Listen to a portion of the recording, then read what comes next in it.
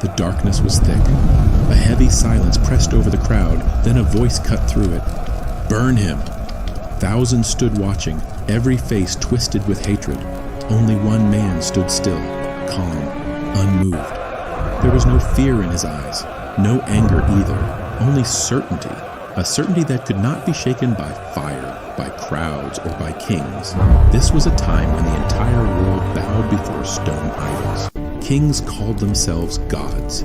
People carved their own deities with their own hands, then fell to the ground and worshipped them. And in the middle of all this darkness stood one man, only one, who knew the truth. The dream.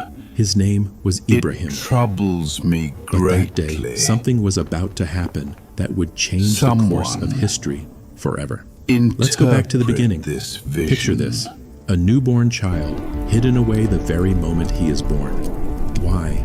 Because the king of that land, Nimrod, had seen a dream. In it, he saw a child who would rise up and destroy his throne, shatter his kingdom, end his rule forever. Nimrod woke up shaking with fear. He gave an order that would echo through the land. Every newborn boy was to be killed. Soldiers went door to door. Mothers hid their children. Fear ruled the streets. But God's plan was already written long before Nimrod ever saw his dream.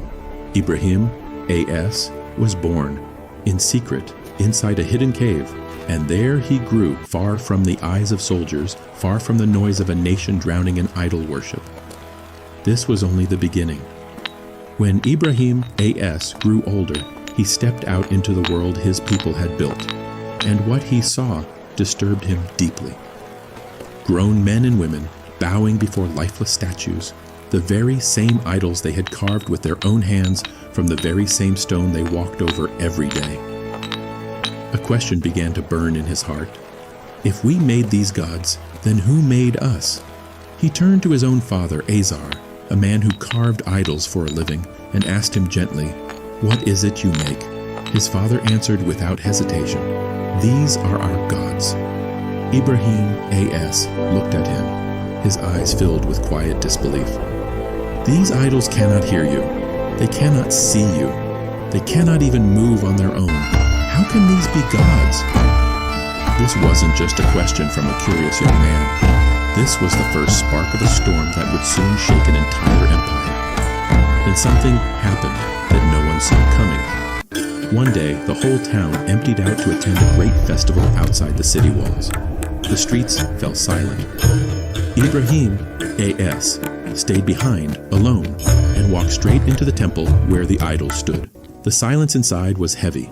Rows of stone gods stood tall, dressed in fine cloth, decorated with jewels, but utterly lifeless. Ibrahim, A.S., picked up an axe. Crash, crash, crash. One idol after another came crashing down, shattering into pieces on the temple floor. Only the largest idol was left standing untouched, and around its neck, Ibrahim, A.S., hung the very axe he had used. When the people returned from the festival and stepped into their temple, their celebration turned instantly into screams of horror. Their gods lay broken on the ground. "Who did this?" a furious voice thundered through the crowd. Some among them remembered. "We heard a young man speaking against our gods before. His name is Ibrahim." He was summoned at once, brought before the entire nation into the grand court of King Nimrod himself. A heavy silence fell. Hearts pounded. Every single eye in that court was fixed on Ibrahim, A.S. "Did you do this?" the king demanded. Ibrahim, A.S., answered with complete calm, "Why don't you ask the largest one standing there? Perhaps he did it." The entire court fell into stunned silence, because everyone in that room knew, deep down, that stone cannot speak, stone cannot act, stone cannot defend itself. Ibrahim's A.S. voice rose, steady and unshaken. "Then why do you worship things that cannot hear you, cannot see you, and can bring you neither harm nor benefit?" This was not just an answer to a question. It was a direct challenge to an entire empire's false gods, spoken in front of the very king who claimed to be one himself. And now, fury arrived in its most terrifying form. Nimrod and his people reached their verdict. Ibrahim would be burned alive in front of everyone, as a warning to any who dared question their gods again. Picture the scene. The entire city gathered together.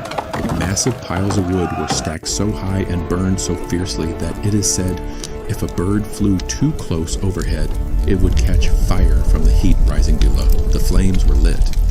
Fire roared into the sky, climbing higher and higher until it seemed to touch the very clouds. Ibrahim, AIS, was placed inside a catapult, bound and ready to be hurled straight into the heart of that blazing inferno. This was the moment the whole world seemed to be watching, holding its breath. Ibrahim's, AS, own mother, it is said, stood at a distance, her heart breaking, watching her son face what seemed like certain death.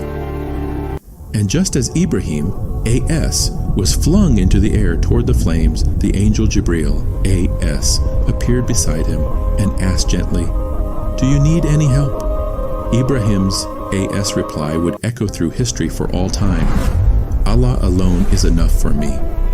No fear, no plea, no hesitation, only complete, unwavering trust. And then came the moment written forever into the pages of history. Ibrahim, AS, fell into the raging fire. The entire crowd held its breath. Some smiled, ready to celebrate their triumph. Others stood frozen, waiting. But then, something happened that no one in that crowd had ever imagined. A command came down from Allah himself. "O fire, be cool, and be a source of safety for Ibrahim." And the fire, the very same fire that could reduce anything to ash within seconds, could not touch a single hair on Ibrahim's AS body. When the smoke finally cleared, the people looked on in disbelief. There, in the middle of the dying flames, stood Ibrahim AS, completely unharmed. No burns, no pain, no trace of fear on his face. A stunned silence swept over the crowd. You are Those who had banished. gathered to celebrate a death now Leave stood frozen, this staring at a city miracle they could not and explain. never This was not merely a return. miracle, it was living proof that when a servant places his complete trust in his Lord, even fire loses its power to harm. Nimrod was forced to admit defeat before his own people, but defeat never touched his heart. His pride did not break that day. It only bent, waiting to rise again in some other form. Soon after, Ibrahim AS left that city forever. On his Lord's command, he walked away from his home, his land, his people, and everything familiar, setting out on a new journey into the unknown. No one to guide him, nothing to hold on to, except complete trust in Allah. That very journey would one day lead him to a sacrifice the world still remembers today. A father, a son, and a command that would become the greatest test of human love and faith ever recorded. From this story, we learn something that touches the very core of faith. When a person stands alone on the path of truth, when the entire world turns against him, Allah's support alone is enough. Certainty is the one force powerful enough to turn even the fiercest fire cold.